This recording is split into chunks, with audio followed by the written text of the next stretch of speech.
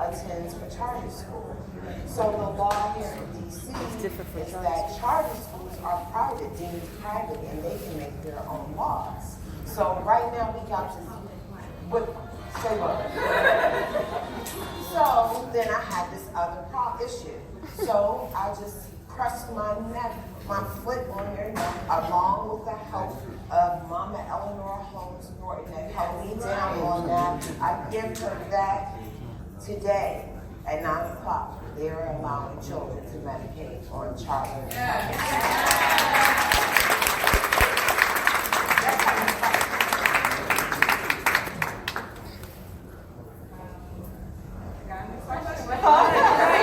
That was right. So around here,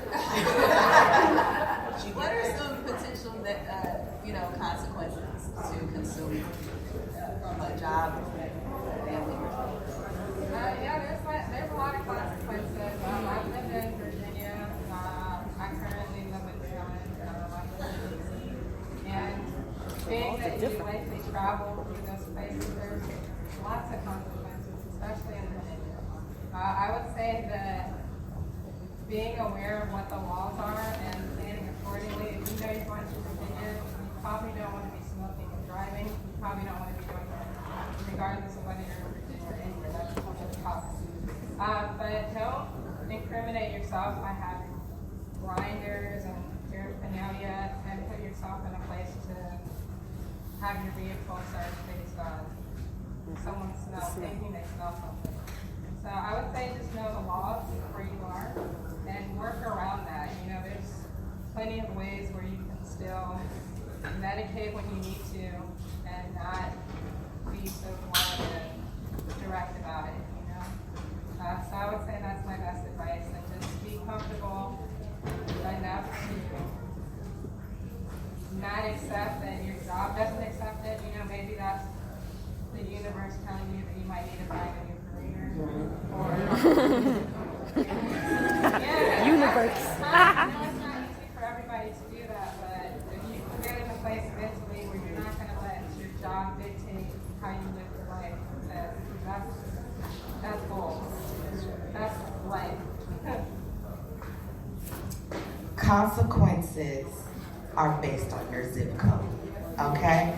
So I've been in LA for the last 5.5, 6 years, and we have grinders, we have paraphernalia, we have cannabis in our car, we have everything in our car. People get arrested, and when they get their car back out of tow, their cannabis is still in their car.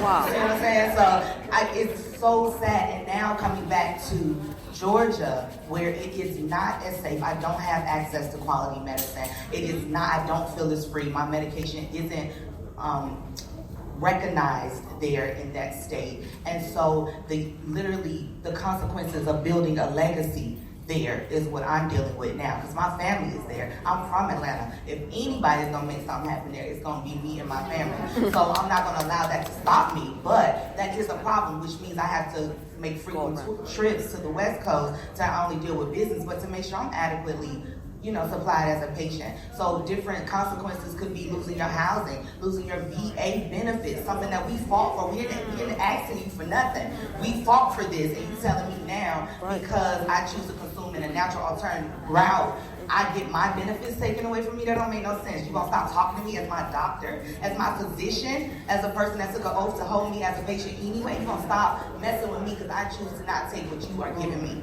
the poison that you're giving me. We're like the #1 consumers of opiates, and then besides elderly. And so it's literally profits over patients. I need y'all to get that in your head. So it's up to you to take your life in your own hands. And if that takes you moving, if that takes you being an entrepreneur, whatever it takes, then I would suggest that. Okay, this is the last question. I don't like to do a panel and not leave without an action item. So what's one piece of advice and an action item for potential medical patients or just overall patients in the audience? I would start with the action item to join an organization. There's so many awesome organizations that are pushing this cause forward. Shout outs to M for MM out here in the back. Shout outs to ASTA. Shout out to Women Grow, shout out to MCBA, shout out to Supernova, shout out to, EFA. We got National Expungement Week coming up at the end of this month, from the 21st to the 28th. Expungement Clinic on the 28th. Tell a friend, seriously. But no, there's so many different things, and I cannot stress how important it is for the patients to have a voice, because I go to so many different political meetings and all these different hearings, and you have the pharmaceutical reps, you have these multi-billion-dollar companies, you have big tobacco, you got alcohol, you have all these people here talking about what is affecting us. And we're the largest number. You would think we packed the courtrooms out. So, participate. Your presence is needed.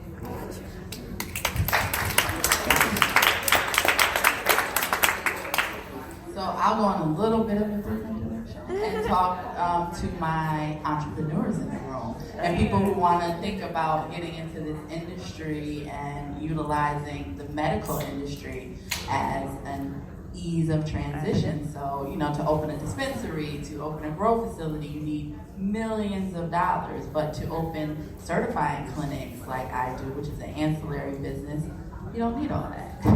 You're able to provide service and education to patients, hire the right staff, and give people their medical cannabis cards, which keeps them safe from prosecution, which keeps them safe from being violated if they're on probation or parole, which gives them access to safe plant-based medicine. And so, I really want to awaken the entrepreneurs here because, the only way we're going to build generational wealth, we're how many generations behind in wealth building? Only way we're going to start that process is through entrepreneurship. A job, you can't pass your job down to your children. It's not going to happen. And so when I got into the cannabis industry, I found a way to make what I already do in the world translate into the cannabis world. And so I was like, how can I use my nursing skills to help patients, to help this cause, to hit on every level, medical, social justice, all of that stuff. And that's where Canna Health was conceived. And again, we're medical certifying centers, but I license them to people who want to be owners and let you use my model and open up anywhere you want in the country that has a medical program. So, I want you to start thinking about those kind of action moves in this industry. And this also affords you the opportunity to say you have experience in this industry, because that's the new trick now. Now they have the applications for the big things. What is your experience in this industry? Well, it's a brand new industry that y'all won't even let us in. But I'm supposed to come with experience?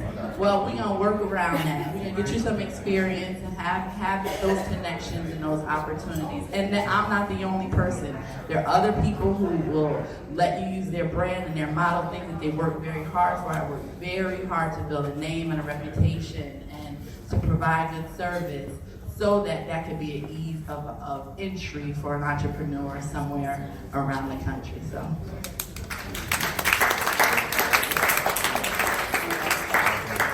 And for myself, I just to walk away from, if you have any family members with children that suffer with ADHD, that suffer with all these new diagnoses that are coming out that requires heavy drugs, like, sit them down and just be like, there are alternatives that can be much more effective than these drugs.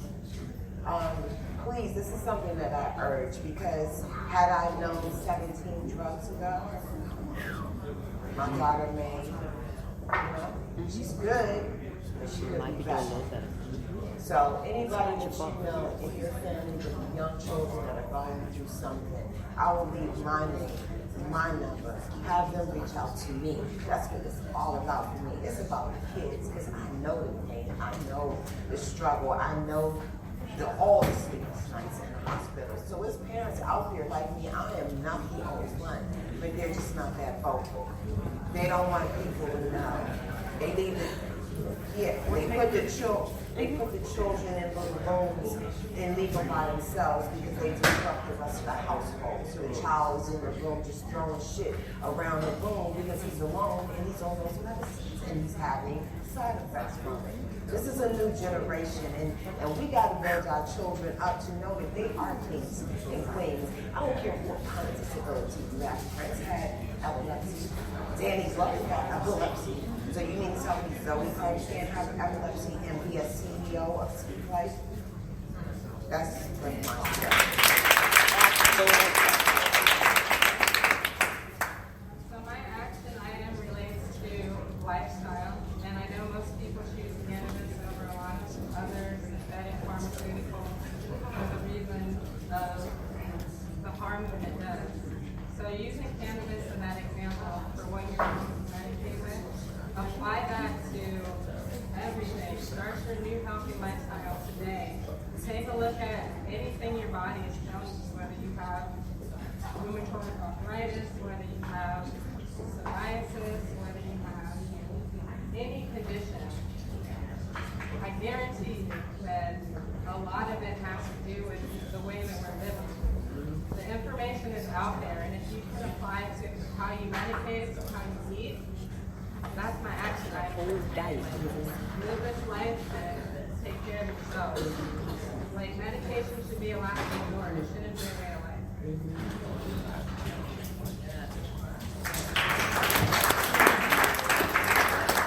So for me, my takeaway would be a combination of all of it, because I think it's cyclical. I think we need to take a look at what's really happening here. We had a conversation earlier, social equity program, where the talk earlier was phenomenal because they really touched on some key points. But at the end of the day, we have the money in our community, right? We just don't have economic leverage, and we don't have a community of collective resources. So we can buy the politician that we need to, who can make the law that we need to, who can get the people out of jail and make them be a part of the industry that we need to, and consume as patients when they get out of jail. So it's a cycle, and all of it boils down to you telling people that you consume because you are a patient. There's $50 million, 50 million consumers at any given time. You mean to tell me if all of us came out, we wouldn't get shit changed? We wouldn't make something shake? We wouldn't change something? We wouldn't change somebody's mind? Even if they didn't believe, they would make sure they abide by us or attempt to pacify us because they wouldn't want to piss us off. You see what I'm saying? So we got to get in the mindset that we are what needs to be the change that we want to see. And that action item is tell a friend to tell a friend you consume, because you do. And then once you tell them, because that's life, like that's law, like stop acting so scary. And I know a parent is up here talking about this and not afraid, because you know what can happen? Children are being taken away. You're losing your jobs. You're losing your life. People are dying because they don't have access to quality medicine. That's a human violation. That's a human rights violation at the end of the day. So we need to make sure that our voices are heard, and that's through economics, that's through money. Let's make sure these laws aren't passed in such an astronomical way. We're out of the industry, and by doing that, we're showing up in numbers. We're protesting. We're having a set outline of what we're discussing when we get up to the podium. We ain't talking about 10, 20 different things. We are really focused on these strategic facts of what needs to be done to move our communities forward. Okay, because this is happening whether we agree or not. So we might as well be in on it. And we might as well consume and have a healthy lifestyle. Because this is not an end-all be-all. This is a preventative medicine. So once we have the health, then we can use the wealth to build our community and get that generational wealth. Let's go. And can I just say something about something she said quality of life. And like, wouldn't it be beautiful? We've been having these conversations that cannabis was a first line treatment that people went to instead of waiting until I tried everything. Now I'm just dying, so I'm ready to try cannabis. When you could have been having quality of life from the beginning if you had just, you know, and if that was an option. So if people are educated, physicians and APRNs are educated about this as an option, if we as consumers are educated about this as an option, and then if we're able to really relate that, have those conversations, that could be the first thing so you're not suffering. Gosh, imagine if your daughter could have had access from the beginning because that's what the doctor told. You know, so that's really what I want us to start thinking about. Cannabis first. Let's think about just trying to balance our endocannabinoid system out. That could really do a lot of, like you said, psoriasis, rheumatoid arthritis. Those are autoimmune